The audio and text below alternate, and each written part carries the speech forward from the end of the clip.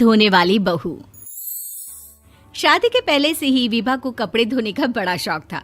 कभी नल के नीचे तो कभी तालाब के पास। अरे मेरी नीली वाली लुंगी नहीं दिख रही है। विभा की अम्मा, कहाँ रखी है लुंगी? अरे वो तो विभा ने परसों ही धोकर रखी थी आपकी अलमारी में, देखो वहीं होगी। वो ना मैंने आज धो दी, मुझे लगा कि गंदी हो गई होगी।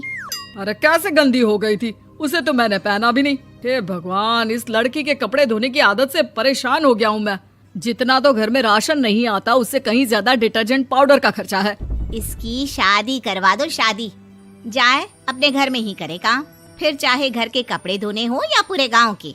हाँ ठीक बोल रही हो, देखता हूँ मैं कोई लड़का। वो दिन भी आ जाता है जब विभा को देखने लड़के वाले आ जाते हैं। लड़की मुझे अच्छी लगी। होने वाली सास कहती है, बेटी अगर कुछ पूछना है तो पूछ लो। वैसे तो हमारी लड़की बहुत ही शर्मीली है, जो बोल दो वो मान लेती है, इसे क्या पूछना होगा। अरे कैसी बात कर रही हो माँ, मुझे इन लोगों के घर रहना है, सवाल तो कई है। हाँ हाँ बेटा, पूछ लो ना, क्या पूछना है। आप लोगों के घर कपड़े कौन धोता है? सास का मुंह बन जाता है। देखो, अगर तुम ये कहना चाहती हो कि तुम्हें कपड़े धोने नहीं आते तो सुन लो, कपड़े मैं ही धोती हूँ, लेकिन तुम्हारे आ जाने के बाद मैं रुमाल तक नहीं धोऊंगी। अरे चुप रहना भाग्यवान, बहू बेचारी घर आई नहीं, उसे डराना शुरू कर दिया। वो क्या है ना बिटिया, अभी तक तो ये कल्लू की माँ ही धोती थी, लेकिन अब तुम्हारे पापा तो दहेज में वॉशिंग मशीन देंगे ही। तभी विभा की माँ बोल पड़ती है, सवाल भी पूछा तो क्या। वैसे भाई साहब, मशीन की तो फिर भी कपड़े धोने की कैपेसिटी होती है। मतलब जो बिटिया दे रहे हैं ना विभा, इसे कपड़े धोने का बहुत शौक है। ये आप लोगों के क्या, आस पड़ोस गांव मोहल्ले सबके कपड़े धो दे और उफ तक ना करे। बाहर देखा नहीं आपने कितने कपड़े सूख रहे हैं? सब हमारी बिटिया ने ही तो धोए हैं। बस भी करो ना माँ, शर्म आ रही इतनी तारीफ सुनकर। और तो और एक दाग निकाल कर दिखाओ तो मान जाऊं। हाँ अच्छा, माफ करना बेटा, मैंने गलत समझा। हमें तो रिश्ता बहुत पसंद है। और ऐसे जुड़ जाता है रिश्ता कपड़े धोने का शौक रखने वाली विभा का। उसकी शादी हो जाती है कोयला फैक्ट्री में काम करने वाले कल्लू के साथ। शादी के बाद अचानक विभा चिल्लाती हुई सास के पास आती है। सासू माँ, अरे सासू माँ कहाँ है आप? ये तो धोखा है, धोखा दिया आप लोगों ने मुझे। इसे ससुर के चक्कर के बारे में पता चल गया। अरे तो उसमें तुझे क्यों धोखा मिला है? अरे नल में पानी नहीं आता, कपड़े कैसे कब धुलेंगे? अच्छा, तू पानी नहीं आ रहा उसकी बात कर रही है। तो आपने क्या सोचा? कुछ नहीं। अच्छा तेरी माँ ने कहा था कि कपड़े धोने का शौक है तुझे, याद आया मुझे। शौक बोलकर कपड़े धोने वाले मेरे जुनून को कम ना आके सासू माँ, कपड़ा धोना मेरा गुरूर है। तभी पति भी वहाँ आ जाता है। अभी मैंने इसे सनी देओल की फिल्म दिखाई है, उसी के डायलॉग मार रही है माँ। अच्छा सुन, साफ बता रही हूँ, पानी सुबह 4 से 6 और शाम को 10 से 12 आता है, समझी? विभा टाइमिंग सुनकर हैरान हो जाती है। ये क्या भूतों का मोहल्ला है?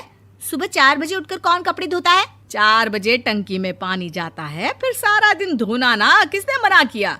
अरे कैसी बात कर रही हैं? 200 लीटर की टंकी में कितने कपड़े धो लूंगी मैं? सुबह ही उठ जाऊंगी मैं। अब क्या था, विभा सुबह 4 से लेकर रात के 12 बजे तक कपड़े ही धोती रहती। एक रोज सास पड़ोस से निकलकर कहीं जा रही होती है कि साथ वाली कहती है, हाँ कल्लू की माँ, जरा ये बताओ कि 2 साड़ी है, 2 ब्लाउज और एक पेटीकोट और एक नाड़े वाला लंबा कच्छा। हाँ तो?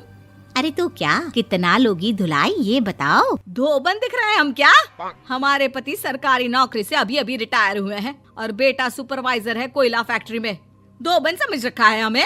हाय रे कल्लू की अम्मा, माफ कर दो, वो तो मोहल्ले में यही सब बता रहे थे कि तुमने बहू को कपड़ा धुलवाने के काम में लगा दिया है। सास को पड़ोसन की बात सुनकर गुस्सा आ जाता है। वो घर पहुंचती है जहां घर के बाहर ही इतने सारे कपड़े सूख रहे होते हैं जितने कि किसी धोबन के घर पर। अरे ओ कल्लू की दुल्हन, बाहर निकल।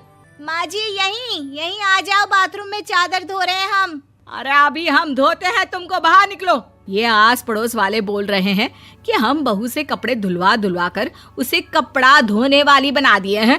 अरे छोड़ो ना माँ जी, किन लोगों की बातों में आती हो?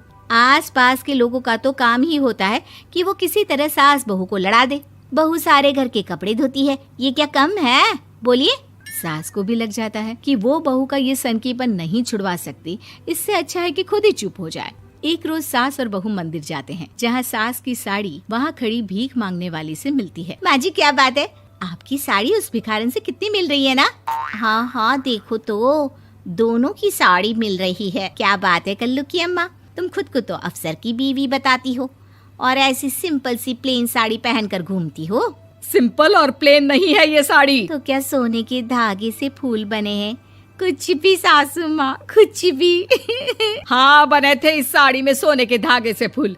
मेरे पति लेकर आए थे मद्रास से स्पेशली मेरे लिए 10,000 की।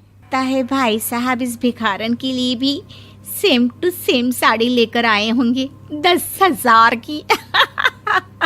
सास उस वक्त तो कुछ नहीं कहती, लेकिन बहू के साथ घर आती है और अलमारी से एल्बम निकाल कर लाती है। ये साड़ी देख रही है, ये वही साड़ी है जिसे मैंने अभी पहना था।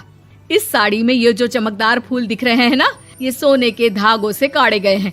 लेकिन तू लोकल वॉशिंग मशीन ब्रश से घिस घिस कर सारे फूलों को निकाल कर साड़ी प्लेन कर दी। मुझे माफ कर दीजिए सासू माँ। और तो और, जब मैंने तुझे तेरी गलती के लिए कुछ नहीं कहा, लेकिन तूने तो सबके सामने मेरा मजाक ही बना दिया। क्यों? बहू को समझ में आ जाता है कि अब से उसका कपड़े धोना बंद।